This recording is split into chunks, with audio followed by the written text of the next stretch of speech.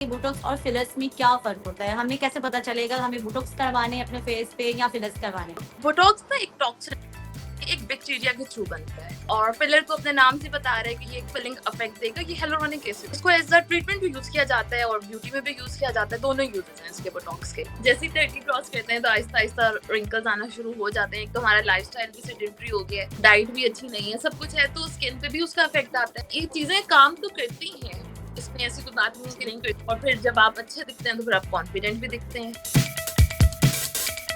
अस्सलाम वालेकुम, this is Samar Umar and you are watching cocktail. एक बार फिर आपके सामने हाजिर हूँ और एक बहुत ही मैं इंटरेस्टिंग और ट्रेंडिंग टॉपिक लेकर आई हूँ आपके लिए, जिसके बारे में हम बात करेंगे। देखो, खूबसूरत लगना हर किसी का हक है और सबको अच्छा भी लगता है, लेकिन उसके साथ साथ यंग रहना ये बहुत ट्रेंडिंग में होता जा रहा है। हम अक्सर बचपन में जो सेलिब्रिटीज देखते थे टीवी पे, वो अब हमसे ज्यादा जो है वो हसीन और यंग दिखते हैं।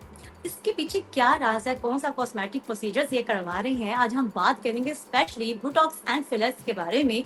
और इन सब की इंफॉर्मेशन हम देंगे अपने स्पेशल गेस्ट से जो कि हैं यूके सर्टिफाइड।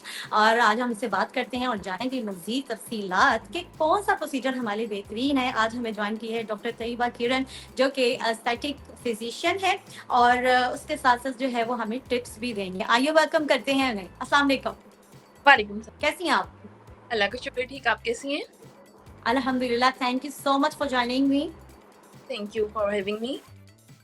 ओके जी डॉक्टर तैयबा, सबसे पहले हम बात करते हैं कि what exactly are botox and fillers, इसके बारे में थोड़ा एक्सप्लेन करें। बोटॉक्स ना एक टॉक्सिन एक बैक्टीरिया के थ्रू बनता है और फिलर तो अपने नाम से बता रहा है कि ये एक फिलिंग इफेक्ट देगा। ये हियालुरोनिक एसिड होता है, कंसंट्रेटेड में हियालुरोनिक एसिड होता है, जिसको हम एक स्पेसिफिक एरिया पे इंजेक्ट कर देते हैं। और बोटॉक्स का काम होता है ये किसी भी मसल को रिलैक्स कर देता है। मसल को भी, इसको एज अ ट्रीटमेंट भी यूज किया जाता है और ब्यूटी में भी यूज किया जाता है। दोनों यूजेस हैं इसके बोटॉक्स के। अच्छा, तो व्हाट अबाउट फिलर्स? फिलर्स को तो मोस्टली हम for beauty purpose he use करते हैं, लिफ्ट के लिए यूज किया जाता है। आजकल चीजर जॉ लाइन का बड़ा ट्रेंड आया हुआ है कि जी हमें ऐसी ही जॉ लाइन चाहिए कि यहाँ से भी अच्छा, हमारा एंगल आए, चिन भी अच्छी हो, तो उसके लिए फिलर यूज किया जाता है।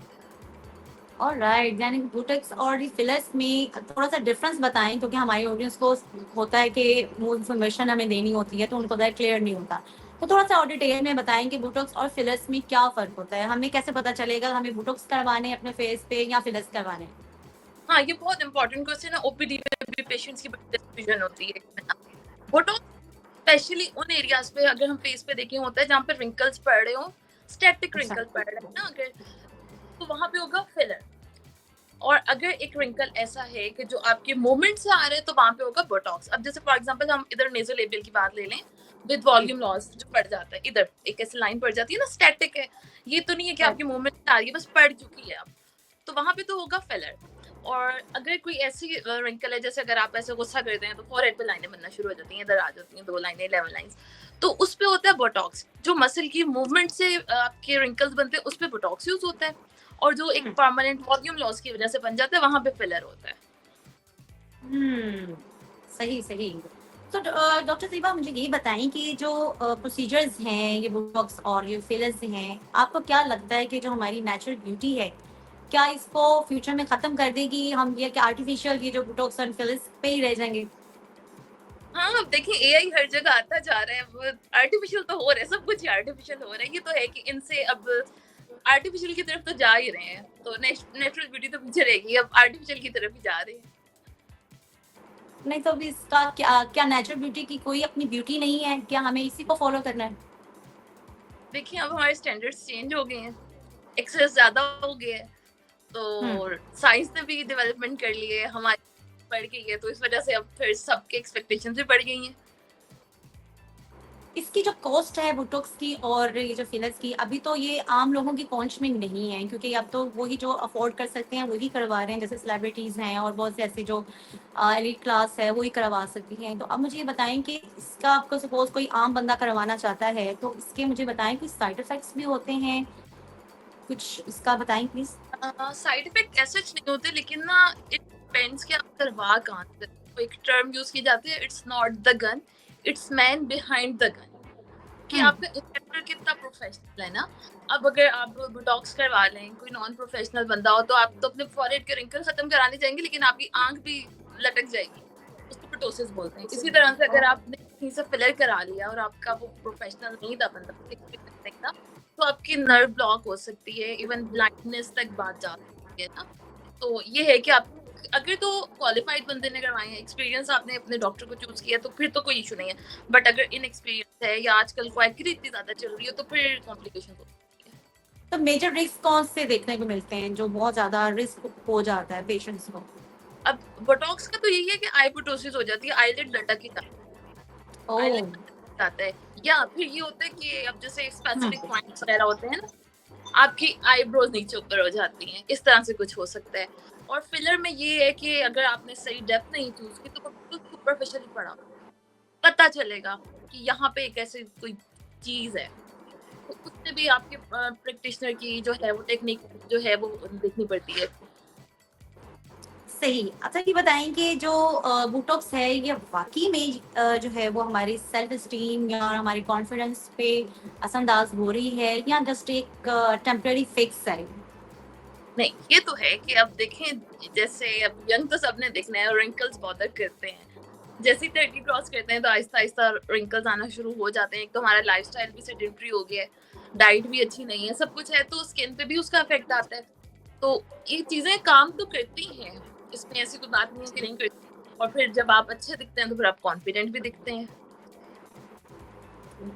सही। यानी कि हमारा ये सेल्फ लव भी कह सकते हैं। और आप क्या समझती हैं कि ये सोशल प्रेशर हो सकता है जब ये रुझान जो है वो इसी में आ ही जा रहा है, बहुत ज्यादा ट्रेंड हो गया है? हाँ, कुछ हद तक इसको कहा भी जा सकता है, क्योंकि excess of everything is bad ना। अब जैसे पेशेंट्स आगे कुछ ओवरडू कराना शुरू कर देते कि नहीं भाई, हमारे लेफ्ट में और फिलर कर दें, या हमें जॉ लाइन और आगे इन्हांस करवानी है, या अंडर आई हमारी ठीक नहीं है। तो इस तरह से फिर ये है कि वो प्रेशर भी होता है कि नहीं, फलाने बंदे ने ऐसा करवाया तो मेरा भी ऐसा ही होना चाहिए, इस तरह से होता है। या फिर मॉडल्स को रोल मॉडल बनाया हुआ है कि नहीं, जैसे उस फलानी मॉडल की जॉ लाइन है, मुझे भी ऐसी चाहिए, मेरे भी ऐसे लिप्स चाहिए। तो ये है, थोड़ा सा प्रेशर भी है। तो आप क्या सजेस्ट करती हैं लोगों को जो आपके साथ पेशेंट्स आते हैं, तो आप उनको कैसे गाइड करती हैं? कुछ पेशेंट होते हैं जिनको सचमुच किसी चीज की रिक्वायरमेंट होती है, जो कैंडिडेट होते हैं, उनकी जितनी रिक्वायरमेंट होती है एज अ डॉक्टर उनको वो प्रेस्क्राइब करते हैं। और कुछ पेशेंट्स ऐसे आते हैं जो ओवरडू करवाना चाहते हैं, तो उनके लिए यही होता है, काउंसलिंग कर देते हैं। कुछ पेशेंट्स को समझ आ जाती है, बट कुछ को नहीं समझ आती, वो कहते हैं कि नहीं भाई, हमने तो करवाने ही करवाने। फिर वो हम पेशेंट से कंसेंट फॉर्म साइन करवा के फिर उसका प्रोसीजर कर देते हैं। कंसेंट फॉर्म तो सबसे करवाया जाता है। Oh my God! Consent form करवाना पड़ता है कि खुदा ना खास्ता कुछ हो जाए तो हम जिम्मेदार नहीं है, तो अपनी ब्यूटी के लिए खुद जिम्मेदार है, जैसा मर्जी हाल हो जाए फेस का। ये रिस्की नहीं है, ये आपके लिए रिस्की होगा आई थिंक कि खुदा ना खास्ता कुछ हो जाए पेशेंट को, तो वो तो जाहिर सी बात है, वो कंसेंट फॉर्म को तो नहीं वो प्रेफर करेंगे, वो तो कहेंगे आपने किया है। ऐसा वैसे हुआ तो कभी नहीं है कुछ, बट ये वो है कि अगर कोई बहुत ओवरडू करवाना चाहे ना कि नहीं मुझे और चाहिए, तो फिर हम उस पेशेंट से कहते हैं कि ठीक है, फिर आप अपनी विल से करवा रहे हैं, फिर आपने अब ये नहीं कहना कि आप ओवर लग रहे हैं, इस सेंस में। सही है। और लेकिन आप ये बताएं कि किस एज पे जो है वो ये बोटॉक्स और फिलर्स जो है वो काम करवाना चाहिए? क्योंकि जो हमारी यंगस्टर्स हैं, जो हमारी खवातीन जो सपोज टीन एज की जो लड़कियां हैं, उनमें मैं देख रही हूँ काफ़ी रुझान होता जा रहा है। वो समझती हैं कि इस एज में हमें करवा लेनी चाहिए, इवन कि कोई फाइव लाइन्स कुछ भी लाफ लाइन्स नहीं होती, लेकिन फिर भी वो इस की तरफ आ रहे हैं कि और ज़्यादा हसीन लगना है। तो उनको क्या सजेस्ट करेंगे आप? उनको तो मैं बिल्कुल भी रिकमेंड नहीं करती। इवन कोई प्रैक्टिस में भी अगर ओपीडी में पेशेंट आते तो उसको मैं रिकमेंड नहीं करती। बोटॉक्स तो आप तभी कैंडिडेट बनते हैं ना कि अगर आपके रिंकल्स पड़ रहे हैं या पड़ चुके हैं। अगर जैसे कोई टीनेज वाला आ जाता है जिसको अपनी वगैरह को शो करे, तो उसको मैं माइक्रो सजेस्ट करती हूँ। माइक्रो नीडलिंग भी कोलेजन प्रोडक्शन हो जाती है। तो micro needling is very natural procedure, आपका ही अपना ब्लड से प्लाज्मा से हम वो करते हैं। तो उन पेशेंट्स के लिए माइक्रो नीडलिंग का प्रोसीजर होता है, उनको मैं बोटॉक्स और फिलर्स नहीं रिकमेंड करती। अच्छा, इसमें होता क्या है इस प्रोसीजर में, थोड़ा सा एक्सप्लेन करेंगी? माइक्रो नीडलिंग जी।